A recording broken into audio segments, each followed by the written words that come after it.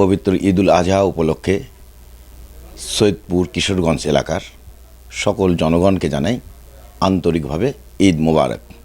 ঈদ আমাদের সবার জীবনে আনন্দ বয়ে নিয়ে আসুক, এই কামনা করে আমি বলতে চাই যে ঈদুল আজহা মধ্য দিয়ে আমরা আমাদের পশুত্বকে যেন কুরবানি করতে পারি, আমরা যেন মানুষের উপকারের জন্য, মানুষের ভালো মন্দ বিবেচনা করে আমরা যেন কাজ করতে পারি।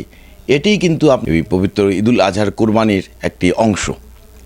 সেই সাথে আমি বলবো যে ঈদুল আজহা উপলক্ষে আমরা যত্রতত্র পশু জবাই করি, যেখানে সেখানে পশুর ময়লা আবর্জনা আমরা ফেলি। এগুলো যদি আমরা নিজ ইচ্ছায়, স্ব ইচ্ছায় যদি একটু গর্ত করে যে আমরা সেগুলো পুঁতে রাখি, তাহলে এই শহরটি পরিষ্কার থাকবে, আমাদের ইউনিয়ন তথা সৈয়দপুর কিশোরগঞ্জ তথা সমগ্র বাংলাদেশ এটি পরিষ্কার পরিচ্ছন্ন থাকবে।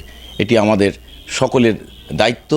পরিশেষে আমি আবারও সৈয়দপুরবাসীসহ কিশোরগঞ্জবাসীসহ জেলাবাসীকে আন্তরিক ঈদ মোবারক।